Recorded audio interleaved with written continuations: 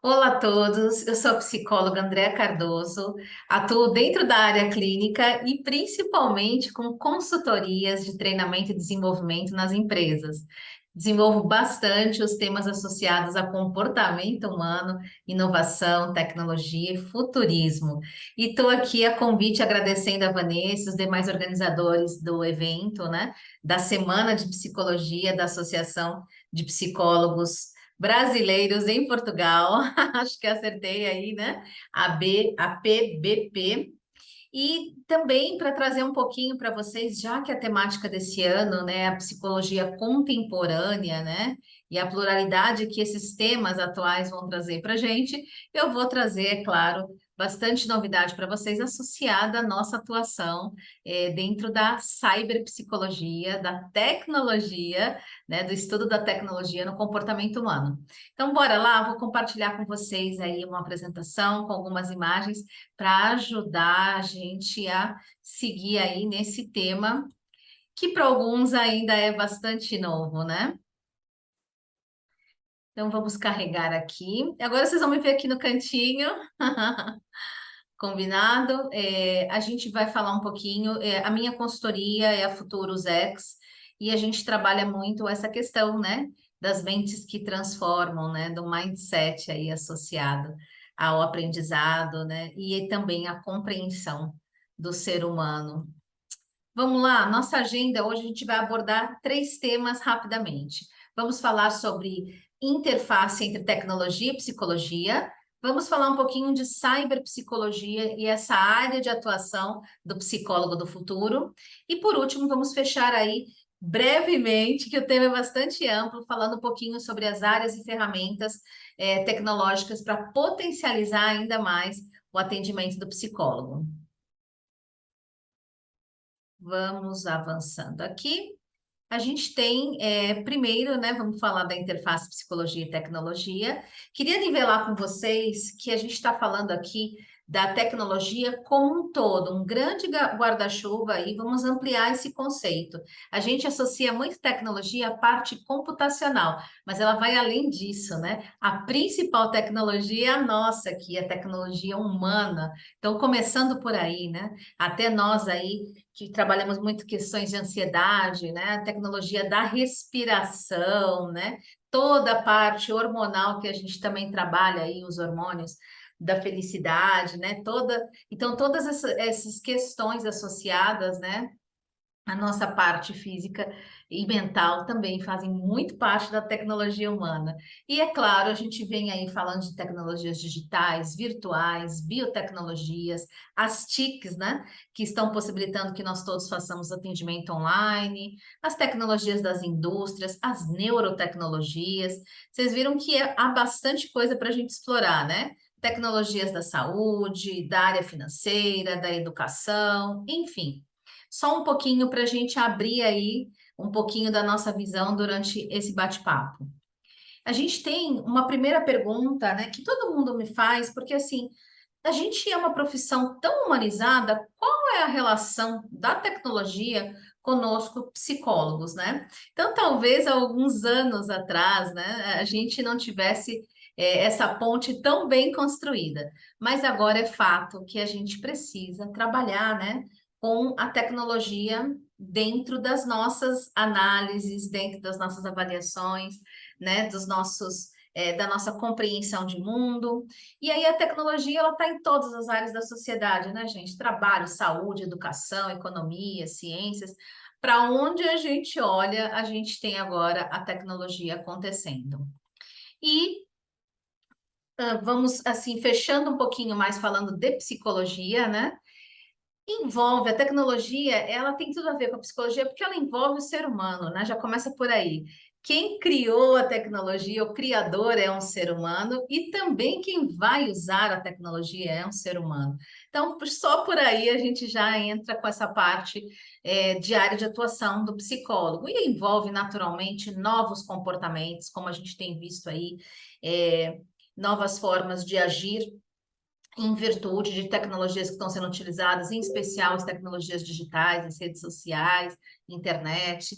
Mudou também o nosso processamento cognitivo, a forma como a gente estrutura o nosso pensamento, né? Vocês já pararam para pensar que até quando a gente precisa resolver um problema, né? Quando a gente precisa buscar uma informação, criar um plano, a gente estrutura como se estivesse dentro da internet, como se a gente estivesse buscando no Google.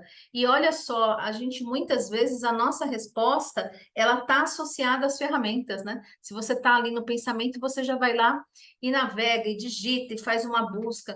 Então, o nosso cognitivo ele está sendo modelado muitas vezes também com influência, né, desse comportamento aí digital e tecnológico. A gente também tem novas maneiras de sentir, né? Antes da pandemia, o que era uma emoção muito mais presencial e física, né? A gente aprendeu a viver as emoções de forma virtual, né?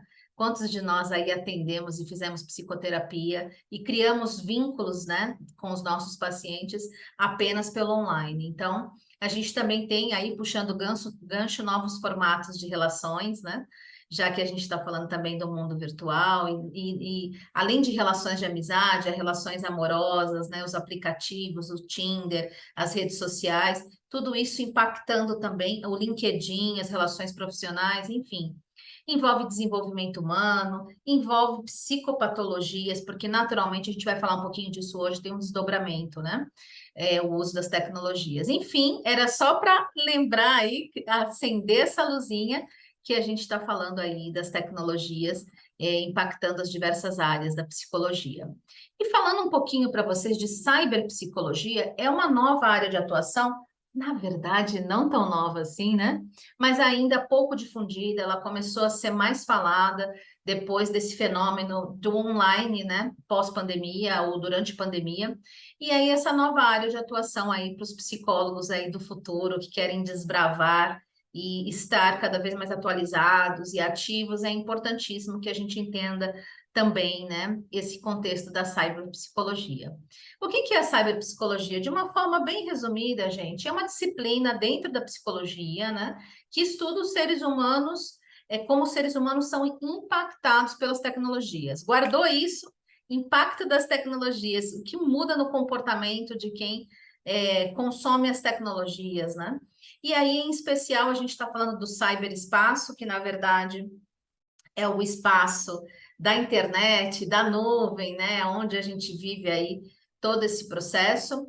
E também, dentro desse cyberespaço, a gente está falando aí de internet, de redes sociais, de jogos, de games, então, e o próprio uso dos aplicativos, celulares, tablets, notebooks, óculos de realidade virtual. Então, todas essas tecnologias aí impactando, né, o ser humano aí e também criadas pelo ser humano. Olha só, a gente vive aí, né, essa, essa via de mão dupla, né, que é a gente sermos os criadores da tecnologia, e aí nós temos um papel importante como psicólogos, né, em atuar aí talvez nas empresas que fazem essas tecnologias para que a gente garanta, né, a saúde mental de quem vai consumir isso, né?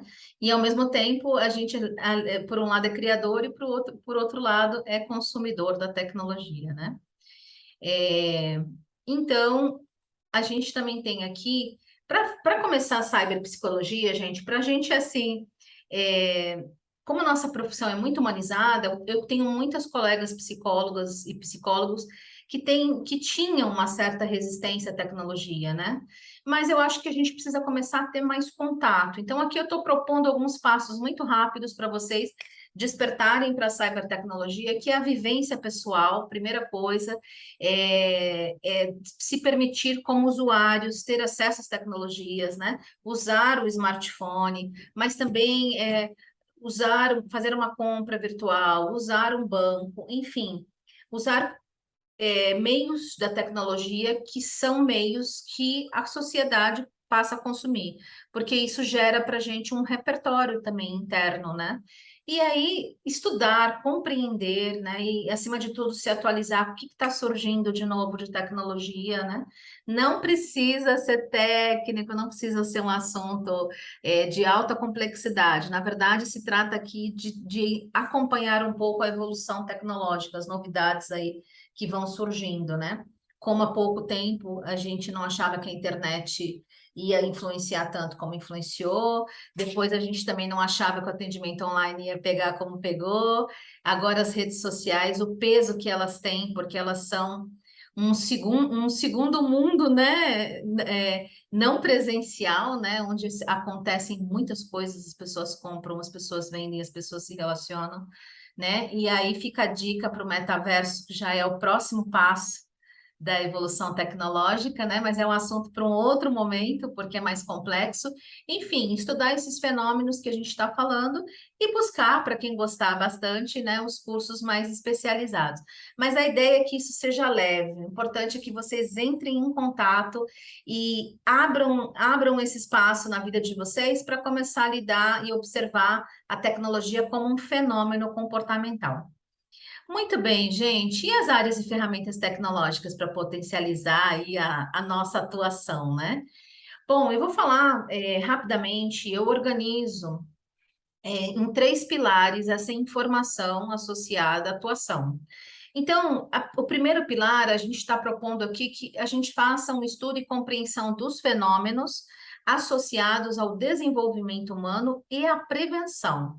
Então, neste momento, né, eu ainda estou falando de entender como as tecnologias podem contribuir e como manejá-las, né, e a construção das tecnologias também, mas eu vou contar isso mais em detalhe no próximo slide. Mas aqui eu estou falando de desenvolvimento, de prevenção, estou subindo aí uma escadinha. Já aqui o pilar do meio, eu estou falando das psicopatologias, né? Que é o lado não positivo da tecnologia, onde a gente pode desenvolver, sim, a gente vai falar um pouquinho mais sobre algumas psicopatologias pelo uso excessivo da tecnologia. E por último aqui, propriamente o uso das ferramentas tecnológicas, porque às vezes um psicólogo me pergunta, mas como é que eu vou ser um cyberpsicólogo? Como é que eu vou atuar com a tecnologia? Não tem uma forma só, não se preocupe, não tem um único caminho. Assim como quando a gente estudou muitos anos atrás a psicologia e tinha várias vertentes, várias abordagens, a psicologia associada à tecnologia também, né? Porque aqui a gente está falando de atuar no preventivo, de atuar na psicopatologia ou ainda de usar a ferramenta. Vocês vejam que são três formas diferentes da gente estar interagindo. Bom, vamos lá. O desenvolvimento humano, que eu estou colocando aqui, é trabalhar o uso consciente das tecnologias. Isso tem sido um tema bastante difundido no mundo afora, né? Que é a gente poder orientar e conscientizar os usos recomendados de tecnologia e as alternativas também para não ficar o tempo todo no digital. O que é saudável, o que é excessivo, que idades de crianças podem começar o uso das tecnologias, quantas horas eu devo ficar. Então, são todas informações importantes para a gente poder também trabalhar. É outra coisa que as pessoas ainda não estão dando muita atenção, mas é muito importante para quem é psicólogo social, principalmente, é a inclusão digital, o empoderamento digital. Com o fenômeno da pandemia, muita gente ficou de fora do tecnológico, né? E isso é bastante grave, porque principalmente durante a pandemia, o existir, o relacionar-se estava vinculado a essa telinha aqui que a gente está se vendo.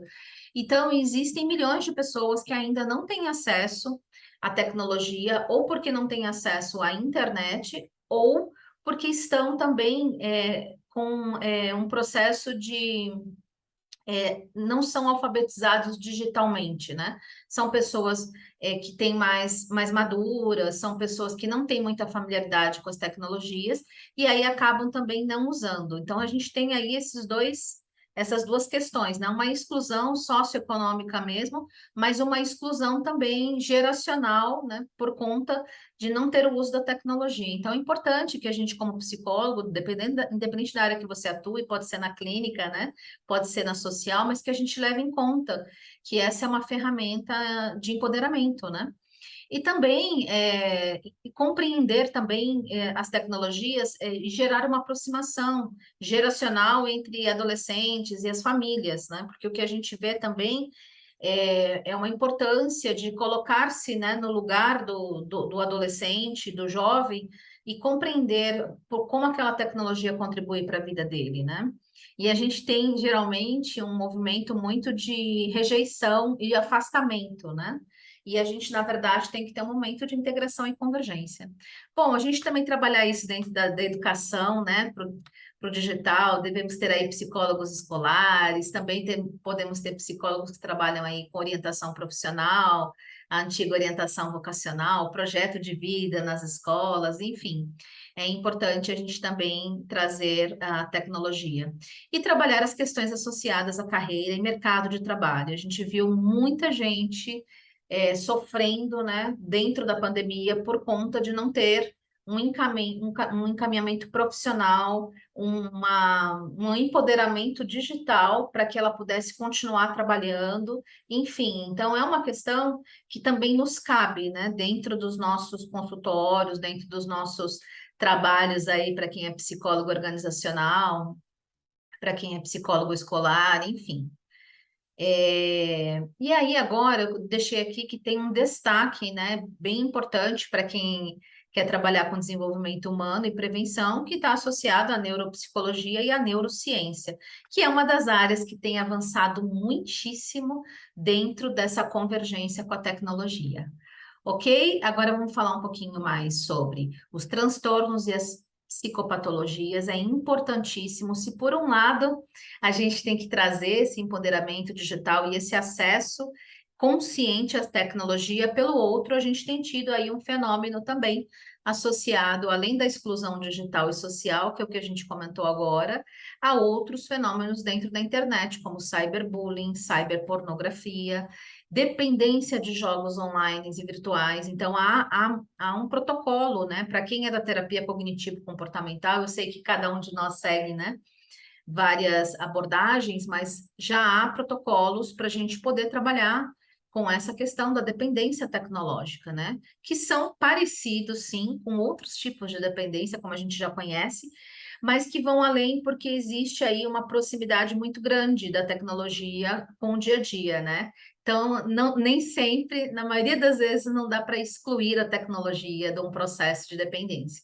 Então, isso tem que ser muito trabalhado, ferramentas, né, para que isso seja controlado, trabalhar a autorregulação, trabalhar também a intervenção externa, né, para que essa pessoa possa trabalhar a dependência tecnológica.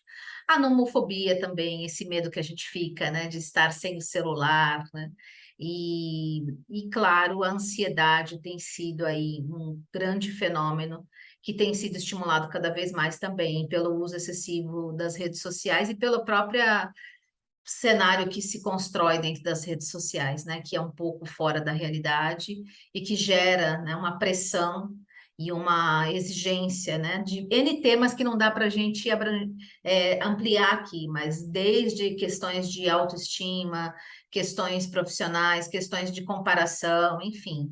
Então, a gente está vivendo num mundo ansioso, né? A gente sabe, bem sabe disso. Então, agora falando um pouquinho de um outro pilar, que é o pilar, é o último pilar, que é o pilar das tecnologias que eu tinha comentado com vocês. Então, a gente, além da gente trabalhar aqueles pilares anteriores que a gente falou sobre desenvolvimento, prevenção, depois a gente veio e falou um pouco das psicopatologias, é falar sobre como aplicar as ferramentas tecnológicas dentro aí, em especial do consultório, mas a gente pode e deve trabalhar nos outros contextos, né? Como a gente comentou lá em cima, a gente tem várias áreas sendo impactadas pela tecnologia. E aí, gente, as tecnologias podem ser online, podem ser digitais, podem ser físicas, né? Podem ser híbridas. Híbridas é quando tem uma tecnologia que é online, mas também tem uma tecnologia que é manuseada, né? Que é acessada materialmente, fisicamente. E também temos as virtuais, né? Por exemplo, óculos de realidade virtual. Então, a gente vai falar um pouquinho dos dois tipos de atendimento para quem é psicólogo clínico, ou também podem adequar isso para o contexto de empresas corporativas e escolas e etc., tá? Dá para a gente aplicar em todos os contextos. Para quem está falando de atendimento online, é importante a gente lembrar que vai muito além, né, do que a gente acha que é só ligar a câmera, né, e interagir. E eu tenho certeza que depois de 2 anos de pandemia, todos nós estamos muito bem já capacitados. Mas vale lembrar que a gente precisa também ter o desafio de fazer as intervenções, as interações, de gerar engajamento, né, por essa ferramenta online aqui. Então, a gente está falando também de algumas vezes usar gamificação, usar ferramentas terapêuticas, para que a gente possa tornar essa interação dinâmica e que possa também provocar emoções, né? Possa provocar as expressões do outro lado, né? A gente possa entender as projeções dentro dessa telinha ainda, né? Então, usar instrumentos que geralmente a gente usava fisicamente, um desenho, né? Um desenho manual no papel. Alguns de vocês que trabalham com oficina, com pintura, com argila, enfim, são todas ferramentas que a gente teve que transpor, né? Histórias, a gente teve que transpor para o online. Então, vale a gente sim desenvolver essa habilidade de fazer isso dentro do digital. E a gente tem algumas ferramentas online, né? A gente aqui na Futuros X, a gente desenvolveu até um curso para a gente falar dessas ferramentas, porque a gente viu como era necessário, por exemplo, essa que eu estou usando aqui é o Zoom. Como é legal a gente poder usar uma ferramenta e os vários recursos que ela nos oferece para tornar isso mais dinâmico, mais ilustrativo, né? E também, além das ferramentas de videoconferência, claro, todas as outras ferramentas que geram prontuários, relatórios online, agora os testes, temos muitos testes online, avaliações online, anamnese, jogos, aplicativos, enfim, o céu é o limite para a gente poder fazer esse atendimento online, um atendimento especial e que a gente pegue toda essa inteligência e experiência que muitas psicólogas e psicólogos já têm de anos, né? E consiga transportar e adaptar aí a interação online. Bom, e já indo aqui mais para o finalzinho, né? A gente está falando também de aplicar as tecnologias, falando agora de outros tipos de tecnologias físicas. Então, a gente tem, além da anamnese, que eu estou deixando aqui um destaque importante, para a gente incluir o comportamento tecnológico na anamnese. Então, sabe aquela entrevista inicial que a gente faz? Pergunta para a pessoa, está dormindo bem, está se alimentando, sente cansaço. A gente também tem que começar a perguntar comportamento tecnológico, né? Como é que é para você estar na rede social? Quantas horas você fica no celular? Você leva o celular para dormir, né? Você leva o celular no banheiro? Como é que você está lidando com a tecnologia? Está sendo fácil? É difícil? Você fica frustrado? Você fica feliz? Então, gente, tem que ter uma anamnese já envolvendo o comportamento tecnológico, né? Em especial também para as crianças. Imaginem as crianças bem mais novas, né? Que a gente sabe que ainda estão em formação aí cognitiva. A gente também tem que entender, né? O quanto estão aí nas telinhas, né? E quanto isso pode impactar. E, claro, a gente tem outras ferramentas muito legais que, numa outra oportunidade, eu vou detalhar para vocês, como o biofeedback, que dentro da psicologia a gente pode usar o biofeedback para a gente monitorar emoção, ansiedade. A gente tem sensores, né, de batimento cardíaco. Na verdade, a coerência cardíaca, né? Mas isso é um tema mais técnico, mas são sensores que a gente coloca no dedinho do paciente e ajuda na autorregulação. A gente também tem ambientes virtuais, como jogos na telinha, que ajudam a regular a respiração. Então, a gente trabalha muito a questão emocional também, trabalhando a respiração e a autorregulação e a homeostase, né, do organismo.